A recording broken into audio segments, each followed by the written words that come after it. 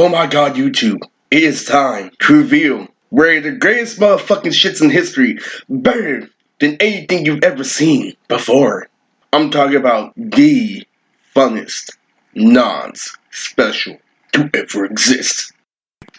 Enter the DG Beyblade universe. This is one of my favorite Nonz projects. This is UB Neji's greatest movie performance yet. This is Skittles' best movie performance yet. This is literally so many aspects of everything we love about Nonz put into one movie. This is Nonz, Digimon Beyblade. So what is this based off of? This is the debut of Baramy. And who is Baramy? Baramy is the younger brother of Stangelica, one of the most fire villains in Nonz. So this is how Jeremy, aka Baramy, came up. So Baramy literally is the only person that knows how to hack programs, and out of nowhere he secretly creates,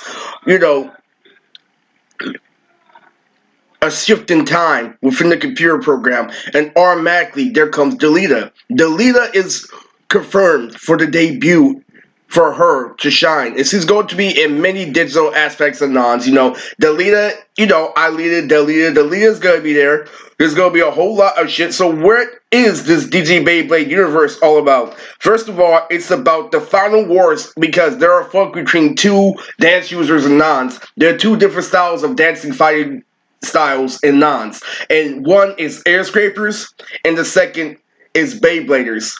Beybladers are literally samurai abayaki that literally ride on Beyblades. It's like better rides on a skateboard, but carry swords. Literally, some of them have beans and shit. They spin around with their fucking swords and cut shit up. Literally, they do a whole lot of shit. And air scrapers are people who can fly by learning a technique with their feet, but they can only fly with their feet.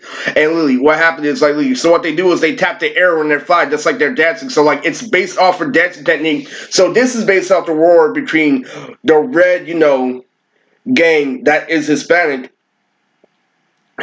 or Latin versus the Sopranos. And the Sopranos are basically the Beybladers, and they come to their final war with a showdown, and all of a sudden they're distracted. And so literally, while this is all going on, Gabaya and Better are just testing out the new video game, and literally all of a sudden it's a computer game, based off of the old Cartoon Network games.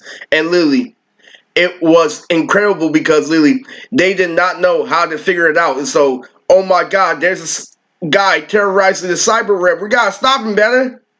Damn, if only Mother Hero knew how to hack. It's really out there, because this is the prequel, not the prequel, this is, the second coming. This is literally the sequel to the Baka and Test project, because it starts off with the Baka and Test universe. What happens is literally the Baka and Test project that I'm doing with Sabo is the first version of this, and the DG Beyblade is the complete version of this. That is when the universe starts, and this is the best you're gonna see out of that universe, because literally what's going on is this. So it starts off with the movie where my mom, Lily, Nina, is literally getting arrested by this girl named Nezuko. Nezuko is a girl in my phone, but in Nonz, her name is Fedzuko, and her kanji is the Facebook symbol. So she's basically like Nezuko and Officer Jenny, and she comes because my mom was actually in an area where she wasn't supposed to be, and so that's the very first time. So how did we all go into this blank space? It all happened with the Wayside story. The first one, me and Sabo recreated the universe of a blank universe where we literally fill in with, miscellaneous games, and it goes from miscellaneous games to Windows on computers. So you see a whole bunch of hovering projection screens everywhere, and you have to hop on top of one, or else you get trapped in the nothingness digital void. If you get trapped in the white when you're supposed to ride on fucking window, you're done. And this is Digi Beyblade. So in the same universe, there's a Sky and Lily. So I is the one who created, the digital universe. He created the Snapchat kanji. He created everything. This is his influence, and it starts off after Fedzuko faces off with my mom and captures her. They're in the Sky, and the Sky is where they created the digital universe. And so Lily, so you see a blue sky out of nowhere, freaking Officer Jenny Fetsuku is flying in the air. Nanette, your time is up. And Lily, so Lily, she goes in and like Lily, after she dominates mom, Lily freaking Shaolin, the guy who's based off Shaman King in the Thanos script. Shaolin is he looks like the main character of Shaman King, with freaking the 6 dots in his head. So this is a very, very, very good non-special because this is better than Grand Prix, and this is this is where all the meme and aesthetic uses come into play. In Nonz, you could be an aesthetic user like a vaporwave, and you could trap someone in an illusion, but that doesn't really freaking matter when you're up against stronger opponents. And this is where Yumi Neji shines the most because he's mostly known for taijutsu, and she's going in, and Yumi Neji will be voiced by one of the good friends I've had since high school named Arma. Arma Lily used to have a voice that Lily was deep, kind of retarded, but at the same time she was super sexy that nobody cared. Underneath her feminine voice was a really deep, masculine voice, like Eddie and shit. Like she sounded like a pretty ass girl, but then there was Ed under it. It was hella funny. Lily, there's some girls that like that, and Lily, she was really, really hot, and she's going to be the voice of Yumi Neji. So Yumi Neji plays a critical role in this because she is Lily. She has the worst fucking luck trying to hop on a fucking projection screen because she's known for taijutsu and shit. Oh my god. Like, dude, do you ever lift a finger? Lily, people throwing fucking memes and projections at her and shit. Lily, I had enough. Seriously, I talk like a guy specifically so you won't play games. So this is also based off of a really big life story I have to tell you guys. Don't ever listen to the devil where he says, oh, you're willing to discard this for your precious pussy. The devil has always done this to me. So here is the thing. Like, I'm going to tell you a really good backstory on the bus that inspired the scene with Boomer and Skittles. It really, really did inspire a scene because there was a guy who I talk about in multiple uploads named David, and David is one of my favorite friends in the whole world. He was an 8th grader when I was in 7th, and Mr. Pledger used to always make fun of him and shit like that. But David is actually a really good drummer. He plays the drum. And Lily, no, Eris, I only listen to Green Day. Green Day, Lily, him and fucking David, like Lily, him and Dylan used to like fuck around, and Dylan really talked about a lot. Dylan is the one who told me that Sasuke was gonna get his own crew all the way when I was back in 7th grade, and Dylan was really telling me. So me and him, he used to watch me and Peter argue about anime on the bus. He's like, dude, you guys need to stop. He's like, oh, well, Dylan, why is Naruto still in a clone? Well, Andre, if you watch all the way back to Naruto and Sasuke, you see Naruto with the 9 tails doing the Rasengan all by himself.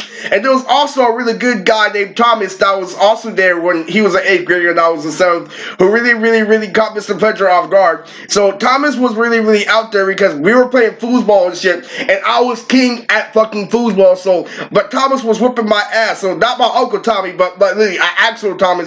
Thomas went out with a girl named Sarah. And if you go back to season 1, there's a girl named Sarah that Lily went out with Thomas, and Lily, she read a book, like Lily, and she used to always read books during reading. I used to always question, how can she read so much? And she even read a Bible. And Lily, and freaking Thomas used to like Lily make out with her on the bus, and he's like, Eris. He's like, he made a joke one time. He's like, Lily, he's like, you know what they say? The bigger the shoe, the bigger the dick. He's like, Eris, look at the size of your shoe. Thomas was really, really, really a freaking fool because I was playing foosball and Lily, he was whooping my ass. I'm like, man, how are you so good? I've been beating everyone. I've been beating Ben. I've been beating Dylan. I've been beating everyone in foosball. He's like, and Thomas is like, oh, well, do you watch Naruto? I'm like, yeah. He's like, it's your Sharingan. I can see them. Oh my fucking god! Okay, I had to mention Thomas was a fucking troll.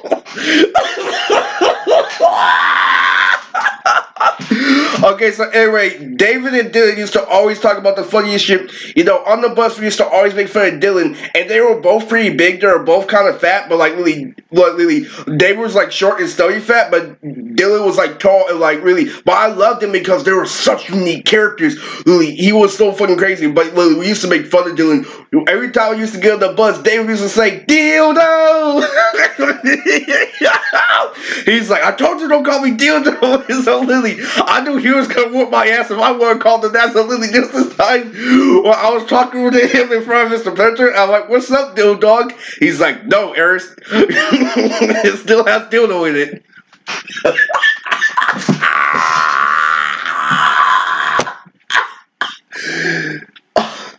But Dylan was really, really, really respectful. He was really funny. Fucking, I told him, hey, you like Yellow Card? He's like, dude, I love Yellow Card. Fucking Ocean Avenue was one of the best CDs ever. So like, Dylan was really fucking cool. And this is based off everything. So like, really fucking. This is also based off, you know, a whole lot of other shit that I've done. So, like, literally, Dylan played the drums. I went over to his house, and literally, we were, like, rehearsing shit, and he said that his name for his band would be Purple Day. So that's pretty good. So, like, this inspired a scene between me and Skittles, and I'm going to tell you the negative part before I go into that scene, because I want everybody to know I still feel for nerds. So, like, literally, when I first got to community college, I met into a girl that I was playing games again. Literally, she flirted with me, she invited me to this porn concert, but then she invited my friend at the same time. And he's like, yeah, she invites a lot of people, but when you get older, you realize that's on purpose, but you have no right to be playing with somebody's emotions like that. Like, even though she didn't know what she was doing, that's why you have to be a leader, not her. That's why you can't let her come to you. That's exactly why you can't let that, because really, we're made to be leaders, and that's one thing about a man. You have to get over this girl shit. You have to get over jealousy. You have to get over this and that. That's all a part of growing up and being a man. Literally, creating your own character takes time. It's not something that comes overnight and stuff like that. And I heard David Lily, he was especially, and I heard David had 3 kids, the same with Anthony. Everybody used to make fun of us. Now we're all the ones with kids, and they're all still pretending to be something they're not. And so, Lily, that was crazy. So, like, before I knew about all that, I got into college, and Lily, I went through 4 years of going to church, and all of a sudden, I saw Dylan. Ever since I was separated from him in 7th grade, and I actually got Dylan's number, but because, Lily, I started complaining because I wasn't getting pussy, I went right back to my house, and then I broke my fucking phone after just getting Dylan's number, and then the devil's in my head because I'm not getting pussy. I mean, I went through 4 years of torture. I want to still be playing games. I want to be straightforward. Finally, why can't I ever be fucking straightforward? And then I had to make it straightforward over time. And so the devil got in my head. Oh, you just got reunited with your precious friend from 7th grade, and you throw your phone away just because you can't get your precious pussy? And then once you realize that outweighs all that, Lily, you will feel a whole lot better. Trust me. Don't ever listen to that devil. You see how he came at me with a really real angle, but now you guys know the full story about how all those guys clockblocked me and how this shit could have already been done already, how the devil was wrong because I gave you so much perspective. But if you didn't know the full story, you really could have got you fooled. The devil is a false master. He's a student that dropped out, that uses advanced techniques, and he never actually completed school, and that's why he blames it on other people. He's the ultimate college dropout. That's who the devil is.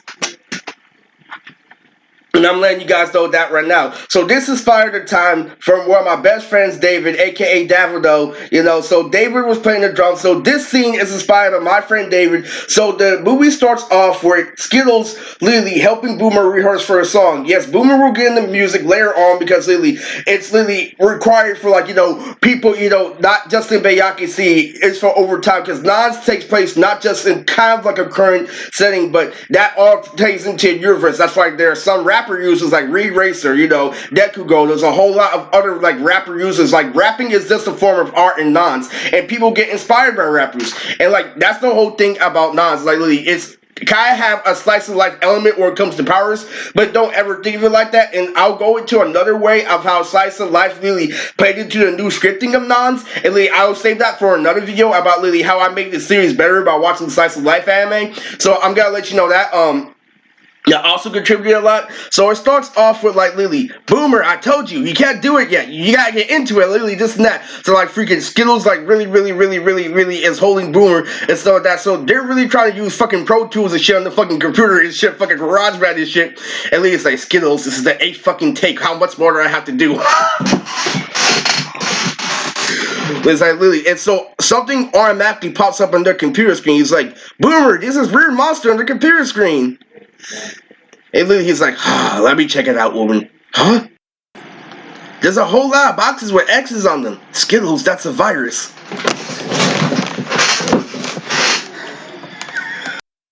But this movie ain't playing no games. This movie is not playing no fucking jokes here, man. This is based off that time where we all grew up watching that Digimon movie and that fucking Zebra Head song came out and we all went fucking crazy.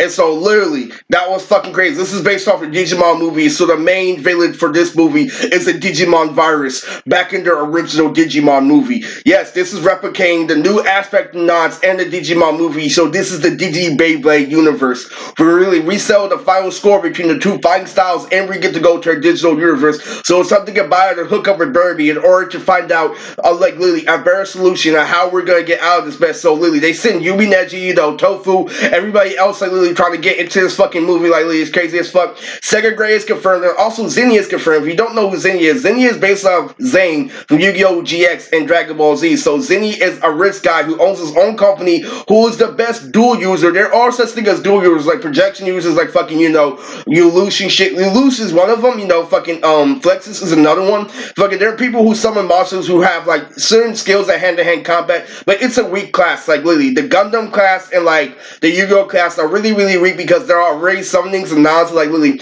they have a lot to do with literally brain heads, like literally coordination. It's the same Morning Hero versus Zaf problem. Literally, it's not really preferred in Nonz to be like that. So like literally, you put yourself at disadvantage. One, it takes a whole lot of hyphy juice to summon stuff like that. So like literally, you have to be really, really strategic. Those are made for like military replies. Those are like backups basically. They are really front facing, but in case of emergency, they know how to like do certain tools, fucking traits and shit. It's crazy as fuck. But yeah, so Zenny is confirmed, and that's really, really, really, really how the DG Beyblade starts. So this really, because I was wondering where I'm going to like use. So like, let me get this straight. In the DG Beyblade movie, our computer screen is a portal, and like literally, you know how you click on a window, like literally you fall into one screen and you enter that universe. This is Digi Beyblade, literally, and literally these fucking projections are going in and out like fucking film frames, and literally you're trying to catch on to like each and every fucking square. It's really, really fucking tough. Like literally, this is a really, really, really intense fucking movie. Literally, fights after fights, aka scales going off. Literally,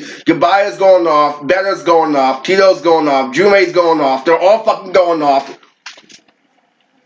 Kazik and everybody are confirmed in the outside league. So Skittles is obviously confirmed, and that's one of the greatest things. And this is also a part of Make a Wish Foundation. If you want to know why I chose Lily Zebrahead, it's because of, some Iron Pocket shit that I want to talk about. But it's also because I got this girl named Cindy in wrestling practice, and Lily, I was listening to this song by Tipsy by T-Pain. If you go look up Tipsy by T-Pain, I was listening to her. We were having our first track meet, our first duel meet, where we all have individual matches, and nobody won on my wrestling team. And this one guy who literally kept on working out, kept on drinking, was the only one who came close to winning. And the devil said, "You see, at least he tries. You see how you have a positive attitude? No, don't ever put yourself in a situation where literally, it's okay, man. That's like me and Frankie Beverly. Me being like in 6th grade singing R&B. Literally, one, that's a really, really twisted fucking concept. Like, once you get that, that's a really bad influence for a concept. But it was cool because, like, literally, they knew who I was, and I was a good person. But literally, fucking, you can't always pull on me and Frankie Beverly and get saved by the beat. I had horrible vocals back then, but because I kept on practicing,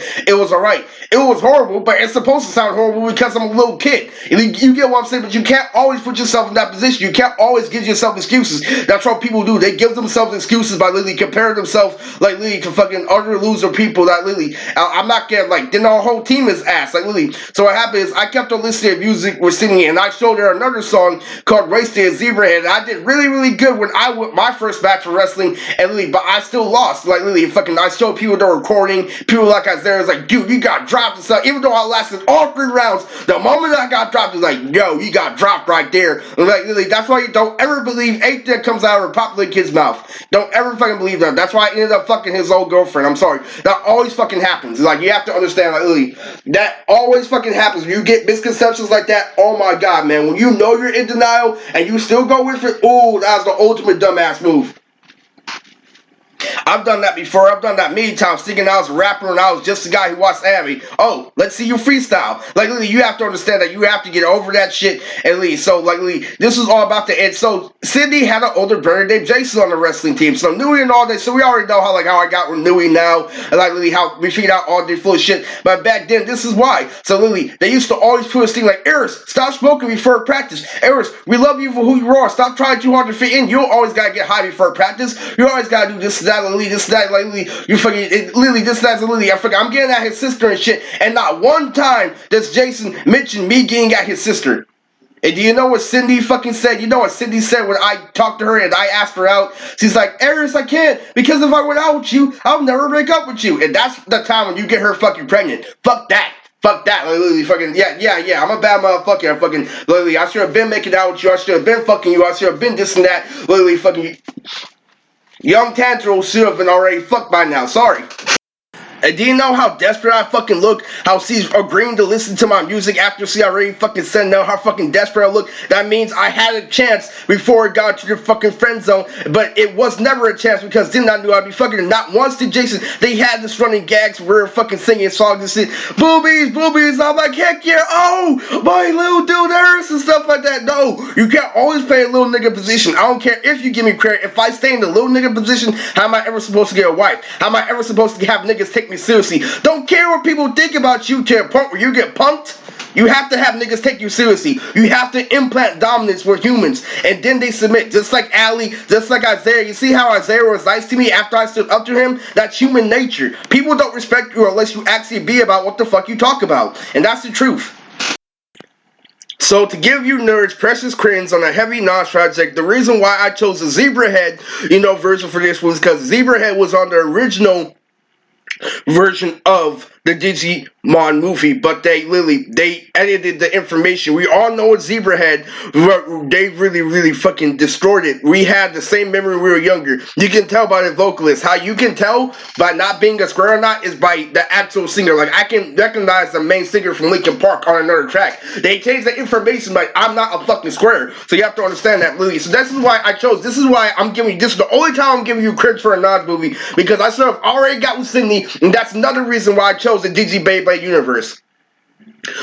You get what I'm saying? I should have already got with her because I was showing her a song, Wasted by Zebrahead. If you go look up that song, they're a really good band, and they also did the OST for the Digimon movie. So we have all these musical references in this, and this is the greatest one. But remember, the Bakken Test Project is going to be better for me personally, because that's how I change as a person. But I'm making a partial sacrifice for you guys, because this is the funnest fucking Nonz movie. This is where all the meme and aesthetic uses come to play. This is Nonz, the Digibeyblade universe.